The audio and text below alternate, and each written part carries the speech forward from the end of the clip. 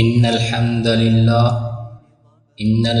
لله نحمده ونستعينه ونستغفره ونعوذ بالله من شرور أنفسنا ومن سيئات أعمالنا من يهده الله فلا مضل له ومن يضلل فلا هادي له وأشهد أن لا إله إلا الله وحده لا شريك له وأشهد أن محمدا عبده ورسوله أما بعد السلام عليكم ورحمة الله وبركاته. بلی سامعین محترم، از الله متعال می خواهم در هر جایی که هستید خرسند خوشحال باشید. بلی دوستانم، همچنان بحث خود را درباره یقین و توکل نمودن به الله متعال ادامه می دهیم تا اینکه اعتماد و توکل من و شما نسبت به الله متعال بیشتر شود. زمانی که یقین و توکل انسان به الله متعال تکمیل گردید، دیگر در میدان مبارزه با دشمنان الله متعال از هیچ چیز دریغ نمی کند، بلکه در میدان مبارزه قوت ایمانش بیشتر می شود. این چنین صفت زیبا صفت مؤمنان واقعی می باشد.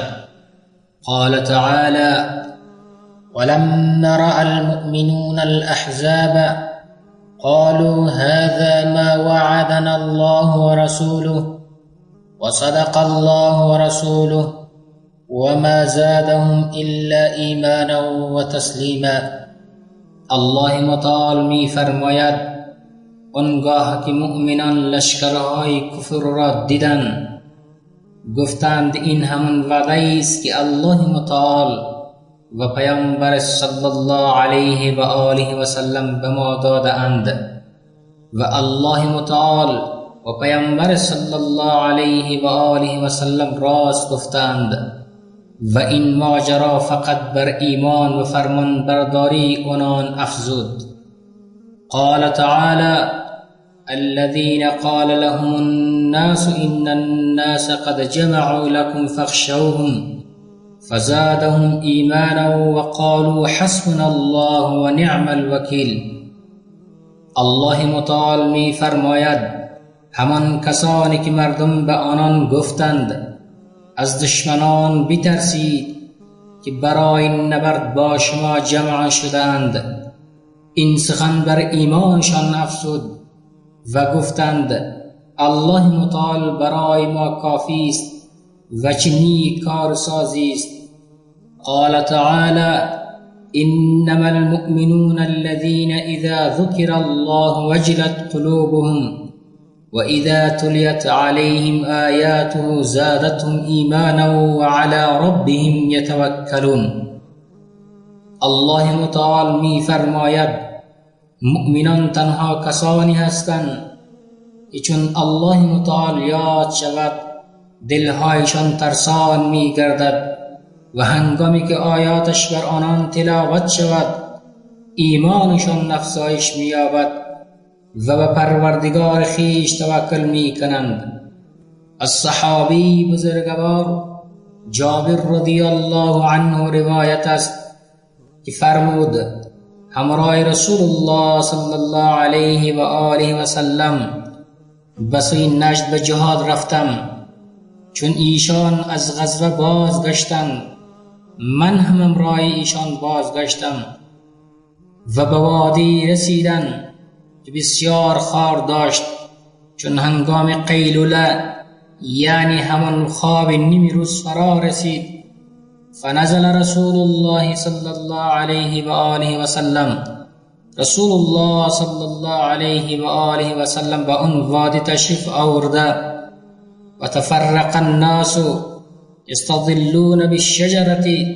صحابه کرام هم تشریف آوردند و هر کس برای خودش سایه درخت را جستجو می کرد. تا اینکه زیر اون سایه استراحت نماید. فنزل رسول الله صلی الله علیه و آله و سلم تحت ثمرة وعلق بها سيفه. رسول الله صلی الله علیه و آله و سلم زیر درخت سموره فرود آمده و شمشیر خیش را بر آن آویزان نمود. جابر رضی الله عنه میگوید و نمنا نومتا، لحظه کمی خواب نمودیم. فاذا رسول الله صلی الله علیه و آله و سلم یدعونا، ناگهان متوجه شدیم که رسول الله صلی الله علیه و آله و سلم ما را میخواهند. و اذا عنده اعرابی، و در کنار ایشان اعرابی استاده است. رسول الله صلی الله علیه و آله و سلم فرمود ان هذا اخترط علی سیفی و انا نائم.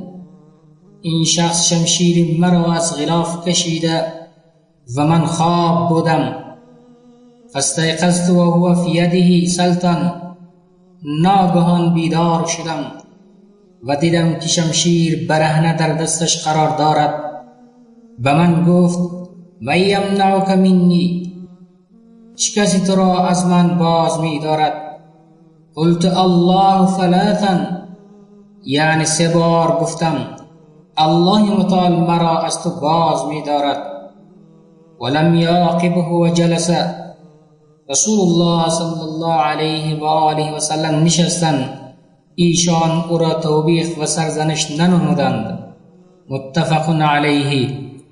در روایتی از جابر رضی الله عنه آمده است فرمود ما با رسول الله صلی الله علیه و آله و سلم به غزوه ذات الرقاع رفته بودیم. چون به درخت سایه‌دار می رسیدیم اون را برای پیامبر صلی الله علیه و آله و سلم می گذاشتیم. فجاء رجل من المشركين وسيف النبي صلى الله عليه وآله وسلم معلق بالشجرة فاخترته. مرد از مشرکین آمده در حال که شمشیر رسول الله صلی الله علیه و آله و سلم به درخت آویزان بود. وی آن را گرفته و فرمود تخافونی، از من نمی ترسی؟ رسول الله صلی الله علیه و آله و سلم در جواب فرمود لا، نه نمی ترسم. اون شخص فرمود فمن یمنعک منی، چه کسی تو را از من باز می دارد؟ رسول الله صلی الله علیه و آله و سلم فرمود الله. و در روایت دیگری آمده آن مرد گفت چه کسی تو را از من باز می دارد؟ رسول الله صلی الله علیه و آله و سلم فرمود الله. فسقط السیف من یده، سپس شمشیر از دست او افتاد.